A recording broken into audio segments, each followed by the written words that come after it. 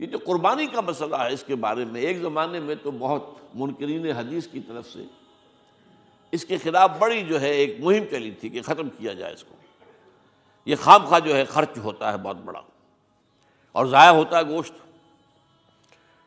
اتنے بڑے پیمانے پر گوشت ہوتا ہے کھایا نہیں جاتا۔ اچھا، ایک زمانے میں فریج بھی نہیں تھے، یہ بھی نہیں کہ آپ محفوظ کر دیں، گوشت ضائع بھی ہو سکتا تھا، اور بھی چیزیں جو ہے وہ گوشت کی وہ صحیح طور سے استعمال نہیں ہوتی تھی۔ تو اس کے اوپر بڑا پروپیگنڈا منکرین حدیث کا رہا کہ یہ جو ہے قربانی صرف حج کے موقع پر ہے۔ میں اس کی نفی کے لیے آج آپ کو بتا رہا ہوں کہ سورہ حج کے اندر جو دو رکوع ہیں، ایک چوتھا ایک پانچواں، چوتھے رکوع میں بھی قربانی کا ذکر ہے، پانچویں میں بھی قربانی کا ذکر ہے۔ یہ ایک دم جو ہے ایک جگہ پر جو دو طرح کی قربانیوں کا ذکر ہو رہا ہے، یہ کیوں ہو رہا ہے؟ چوتھے رکوع میں وہ مناسک حج کے ساتھ اس کا ذکر ہے، وہاں جو فرمایا گیا لِيَشْهَدُوا مَنَافِعَ لَهُمْ وَيَذْكُرُوا اسْمَ اللَّهِ عَلَىٰ مَا رَزَقَهُم مِّن بَهِيمَةِ الْأَنْعَامِ فِي أَيَّامٍ مَّعْلُومَاتٍ عَلَىٰ مَا رَزَقَهُم مِّن بَهِيمَةِ الْأَنْعَامِ فَكُلُوا مِنْهَا وَأَطْعِمُوا الْبَائِسَ الْفَقِيرَ۔ وہاں پہ قربانیاں دو، پھر اللہ کا نام لو، ان جانوروں پر جو اللہ نے تمہیں عطا کیے ہیں، ان جو معین دنوں کے اندر دو، فی ایام معلومات، اور پھر اس میں سے خود بھی کھاؤ، اور جو ہے جو جیسے صدقہ کا گوشت ہوتا ہے وہ نہیں ہے، وہ قربانی کا گوشت ہے، اس میں سے آپ خود بھی کھائیں اور غرباء کو کھلائیں، غریبوں کو دیں، مساکین کو دیں۔ تو یہ پورا حکم آ چکا ہے چوتھے رکوع کے اندر۔ پانچواں رکوع پورا کا پورا جو ہے وہ عید الاضحیٰ پر ہے میرے نزدیک۔ یہی حکمت صوم کے بارے میں ہے کہ وہاں جب ایک حکم تکرار کر کے آیا کہ پہلے فرما دیا گیا فمن کان منکم مریضا او علی سفر فعدۃ من ایام اخر، اگر بیمار ہو کوئی اور یہ یا کہ سفر پر ہو تو وہ تعداد دوسرے دنوں میں پوری کرے۔ پھر کیا وجہ دوبارہ آ رہا ہے؟ شہر رمضان الذی انزل فیہ القرآن ھدی للناس وبینات من الھدی والفرقان فمن شہد منکم الشہر فلیصمہ ومن کان مریضا او علی سفر فعدۃ من ایام اخر۔ کیوں؟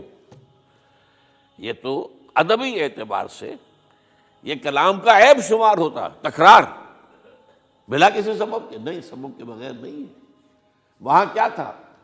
وہاں ان دو رعایتوں کے ساتھ تیسری بھی شامل تھی کہ اگر صحیح ہو اور مقیم ہو پھر بھی روزہ نہ رکھو تو ایک مسکین کو کھانا کھلا دو۔ یہ رعایت ختم ہوئی ہے رمضان کے روزے کے ساتھ، اب رکھنا پڑے گا روزہ، اور اگر بیمار ہو یا سفر پر ہو تو ٹھیک ہے دوسرے دنوں میں پورا کرو، پورا کرنا لازم ہے اس کو۔ تو یہ چیز جو ہے یہ در حقیقت کسی وجہ سے ہوتی ہے۔ بالکل یہی بات ہے سورہ حج کے چوتھے رکوع کے اندر، وہ جو قربانی ہے حج کے ساتھ اس کا ذکر آ چکا۔ اب سنیے یہ جو آ رہا ہے، فرمایا وَلِكُلِّ أُمَّةٍ جَعَلْنَا مَنْسَكًا، ہر امت پر ہم نے ایک جو ہے قربانی کا معاملہ نازل وہ جو ہے فرض کیا ہے۔ میں نے چونکہ آج شروع میں کہا تھا کہ صوم اور حج میں کچھ مشابہتیں ہیں۔ دیکھیے صوم کا حکم بھی آیا تھا تو کس طور سے آیا تھا؟ یا ایھا الذین آمنوا کتب علیکم الصیام کما کتب علی الذین من قبلکم لعلکم تتقون، اہل ایمان تم پر روزہ رکھنا فرض کیا گیا جیسے کہ فرض کیا گیا تھا ان پر جو تم سے پہلے تھے۔ یہاں پر اسی حوالے سے بات ہو رہی ہے کہ اے مسلمانوں، یہ قربانی صرف تم پر فرض نہیں کی جا رہی، یہ تو ہر امت پر، ہر نبی ہر رسول کی امت۔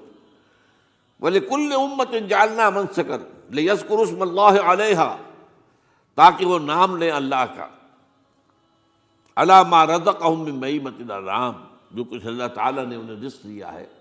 یہ چوپائے جو ہیں حیوانات قسم کے، ان پر اللہ کا نام لے کر چھری پھیری جائے، اللہ کے نام سے ان کو ذبح کیا جائے۔ فَإِلَٰهُكُمْ إِلَٰهٌ وَاحِدٌ فَلَهُ أَسْلِمُوا۔ تو یہ جان لو کہ اس قربانی کی اصل روح کیا ہے؟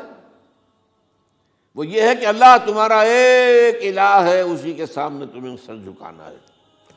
یہ روح تقویٰ اگر نہیں ہوگی تو یہ قربانی بے معنی ہو جائے گی۔